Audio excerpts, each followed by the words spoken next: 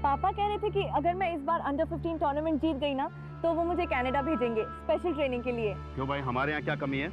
IGP साहब खुद कहकर गए तो मैं दोबारा सोच रहा हूँ। क्या कह के गए? वो कहकर गए कि अमृता को कनाडा शनाडा भेजने की कोई जरूरत नहीं है।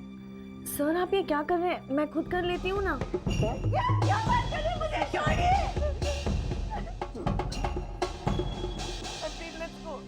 क्या हुआ अमृता? कुछ नहीं, बस मुझे यहाँ से लेके चलो। मैंने तो पहले ही अमरीक जी को बोला था। लेकिन राजपूत इतना बड़ा पुलिस ऑफिसर है, हम कर भी क्या सकते हैं? मैं चोरी नहीं की, मैं चोर नहीं, छोड़ो। और मैं पुलिस वाला हूँ। मैंने कहा कि तू चोर है तो चोर है। चल बता कैसी है तेरी दीदी? कोर्ट ने विनोद को बरी कर दिया, पर जब उसे घर लाया गया वो ठीक से चल भी नहीं पा रहा था। उसके शरीर और मन के घाव नजर नहीं आ रहे थे, पर यह निश्चित था कि चोटें काफी गहरी थीं। अमृता अपने भाई की हालत देखकर बिखर गई।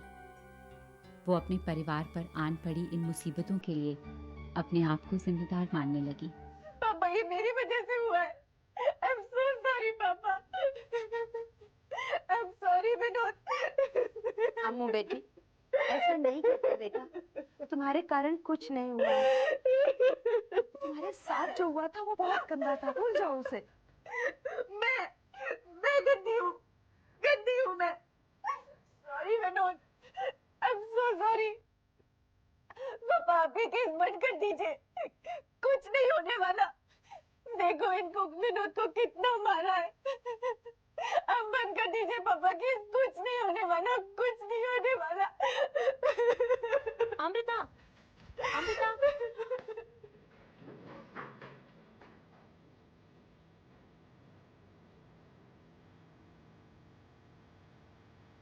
शायद ठीक ही कह रही है अमृता।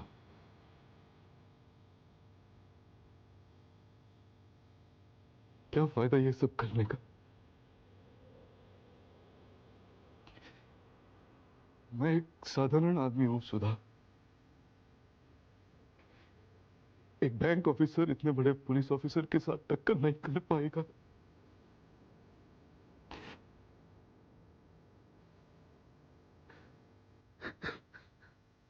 सुबोध भाई साहब, हम हैं ना आपके साथ।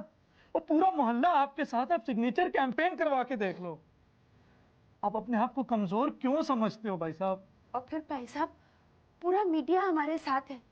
आप देखते जाओ, राजपूत के खात्मे की शुरुआत हो चुकी है। लॉ डिपार्टमेंट ने उसके खिलाफ केस दर्ज करने का सुझाव दिया है।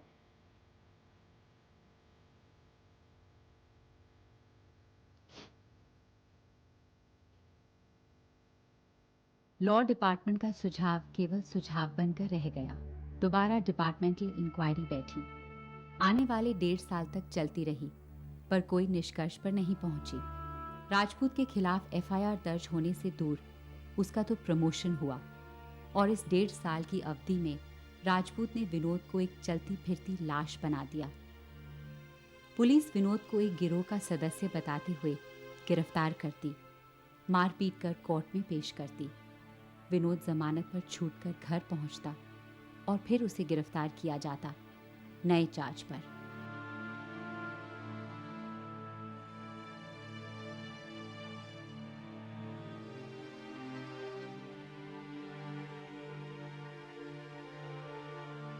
डेढ़ साल में विनोद के खिलाफ चोरी और चीटिंग के पूरे 7 एफआईआर दर्ज किए गए। सरकारी दहशतगर्दी ने 18 वर्षीय अमृता को एक ऐसे कगार पर ला खड़ा किया जहां से उसे इस पीड़ा को समाप्त करने का केवल एकमात्र विकल्प नजर आया।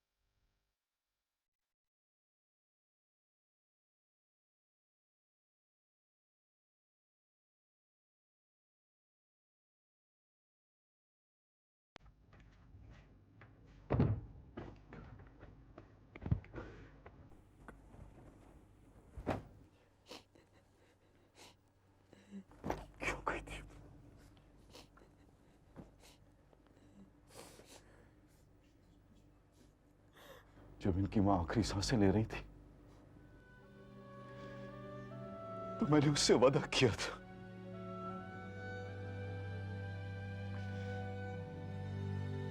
कि अमृता और विनोद की सारी इच्छाएं पूरी करूंगा।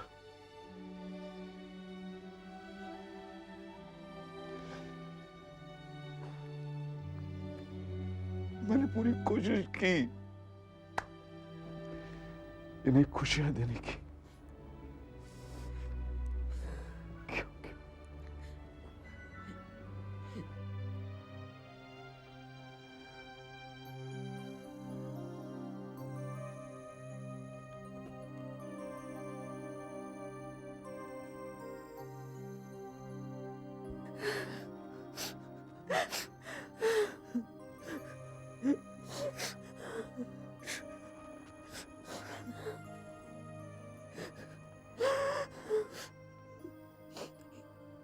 कोशिश की थी खुशियां देने की,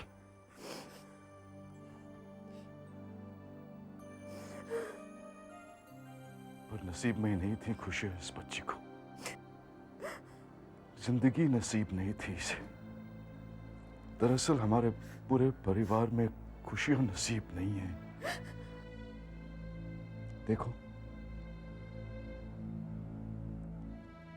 पहले इनकी मां गई, अब अमृता और विनोद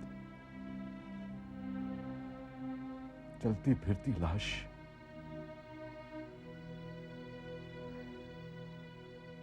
क्यों अमरीक? सुधा,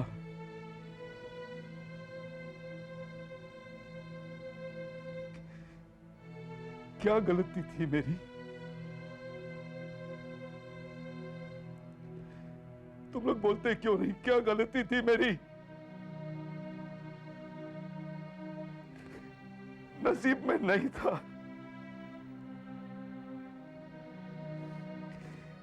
खुशियां नहीं थी नसीब में। मेरी बच्ची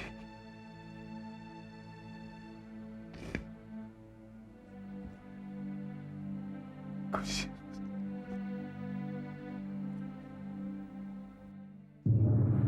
मनप्रीत, ऐसा मेरे साथ क्यों हुआ? मनप्रीत, मेरे साथ ही क्यों?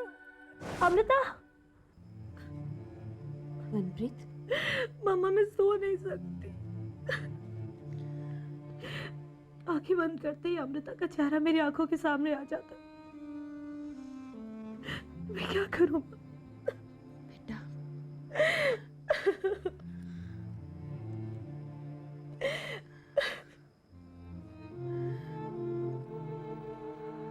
गनात्रा, हमारे तुम्हारी कभी कोई दुश्मनी तो थी नहीं, कभी नहीं।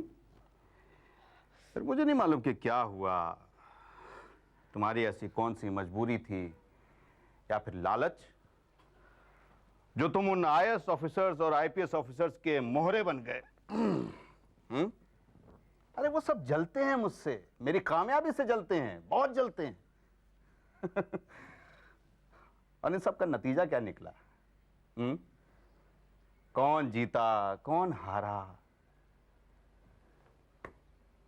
गनत्रा, कौन जीता, कौन हारा?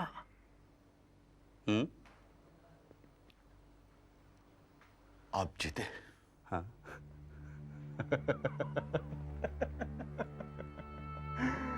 गनत्रा, सच अ नाइस मैन। लेकिन अभी तुम पूरी तरीके से हारे नहीं हो। ये है ना तेरा सपूत। इसे माफ कर दो राजपूत, रहम करो इस पर। हाँ हाँ हाँ हाँ हाँ गनात्रा, कोई प्रॉब्लम नहीं है। मैं तुमसे वादा करता हूँ इसके खिलाफ कोई केस नहीं बनेगा।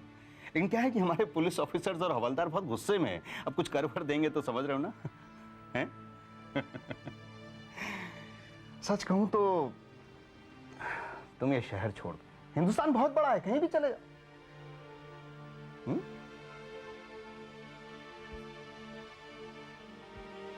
जी,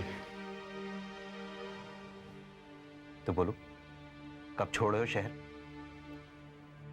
रातों रात घर आधे दाम में बेचकर सुबोध गनात्रा और विनोद शहर छोड़कर चले गए। आज तक किसी को खबर नहीं है कि वो कहाँ गए और किस हाल में हैं।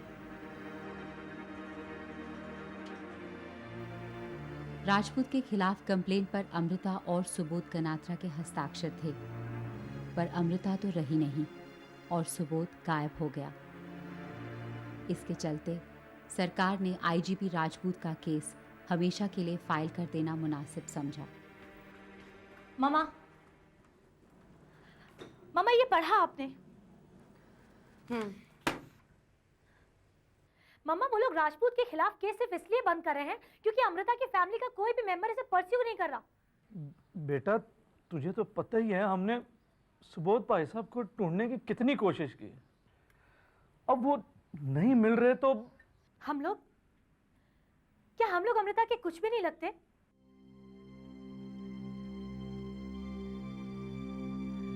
मामा, क्या हम अमृता के लिए कुछ नहीं कर सकते?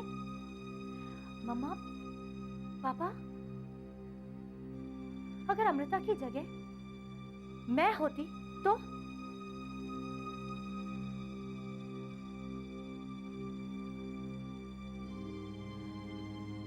सुधा और अमरीक ने अपनी कमर कस ली और सियाल परिवार महरूम अमृता को न्याय दिलाने के पथ पर चल पड़े।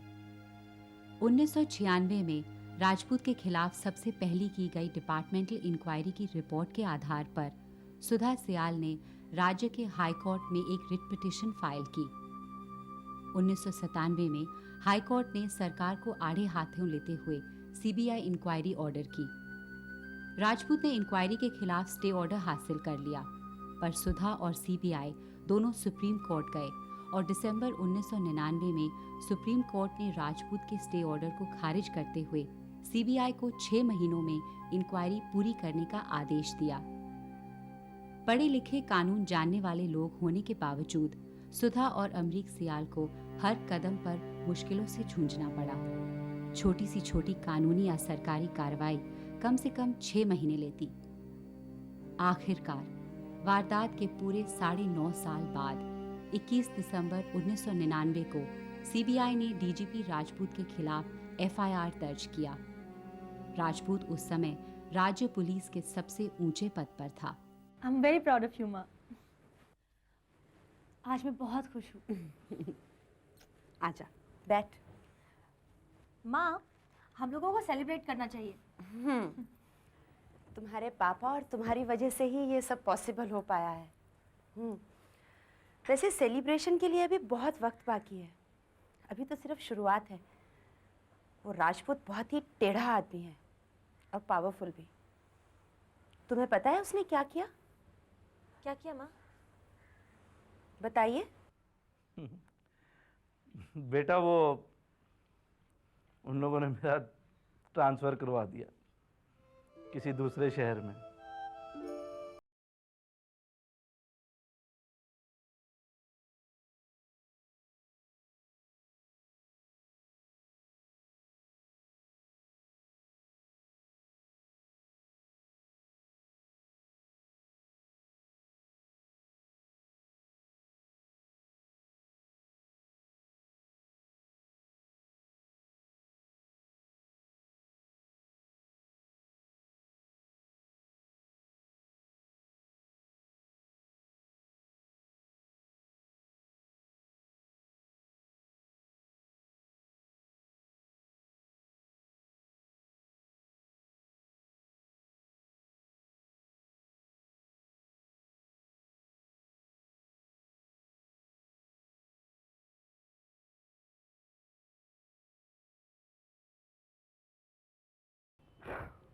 मैं सोच रहा था कि फिर मैंने सोचा कि आपको बता दूं कि मैं क्या सोच रहा था। यू नो, तुम्हारा इस केस में कोई लोकस स्टैंड तो है नहीं। तुम कौन हो? नोबडी। मेरा मतलब है अमृता से तुम्हारा क्या संबंध था? कुछ नहीं।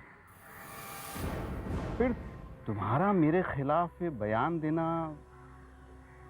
बेबुनियाद है, कोई मतलब नहीं है इसका। कोर्ट इस केस को उठाकर बाहर फेंक देगी। मिस्टर राजपूत, आप शायद भूल रहे हैं, चीफ मिनिस्टर के पास जो आपके खिलाफ कंप्लेंट दर्ज की गई थी उसमें अमृता के बाद मेरे ही सिग्नेचर थे। एक बार नहीं, अनेक बार सुप्रीम कोर्ट और देश की तमाम हाई कोर्ट्स ने बहुत कड़े शब्दों में ये कहा है कि औरतों के खिलाफ हो रहे अपराध के विरुद्ध आवाज उठाना हमारा हक ही नहीं बल्कि कर्तव्य भी है। और अमृता तब बच्ची थी, मेरी बच्ची जिसे तुमने मार डाला। सठिया गई हो तुम, वो भी इतना लंबा समय, पूरे 10 साल बीत चुके हैं। इतने लंबे डिले को एक्सप्लेन कैसे करोगी madam? Code of criminal procedure section 473 आपको पता ही होगा। ये सेक्शन इतने संगीन जुर्म में इतना लंबा डिले कंडोन करता है और कोर्ट को ये पार देता है कि वो न्याय करे और दोषी को सजा दे। इस बार ऐसा ही होगा डीजीपी राजपूत।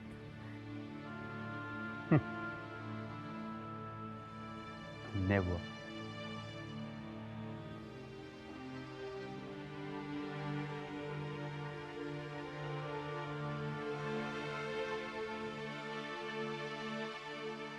और ऐसा ही हुआ। सीबीआई ने 6 महीनों के अंदर अपनी इंक्वायरी पूरी की और डीजीपी राजपूत पर आईपीसी सेक्शन 354 और सेक्शन 306 के चार्जेस लगाए। अमृता के मर्यादा का उल्लंघन और उसे आत्महत्या करने पर मजबूर करने का इल्ज़ाम। काफ़ी राजनीतिक उथल पुथल के बाद आखिरकार 6 दिसंबर 2000 को डीजीपी राजपूत को अपने पद से हटाया गया और लंबी छुट्टी पर जाने का आदेश दिया गया। 11 जनवरी 2001 को राजपूत एक साधारण नागरिक की तरह कोर्ट के कटघरे में खड़ा हुआ। केस अभी चल रहा है। दोषी पाए जाने पर राजपूत को आईपीसी सेक्शन 354 के तहत 2 साल की सज़ा और आईपीसी सेक्शन 306 के तहत 10 साल की सज़ा सुनाई जाने की संभावना है।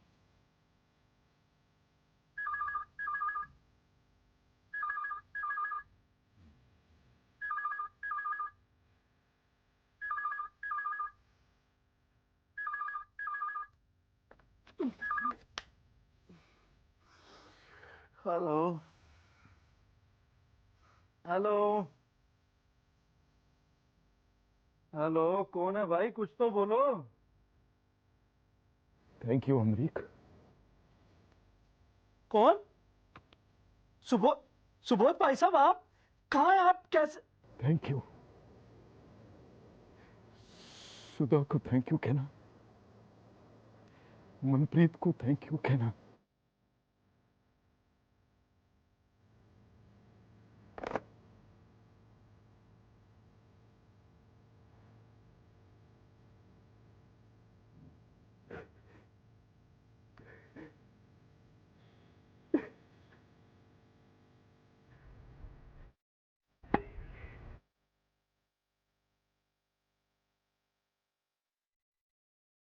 Justice delayed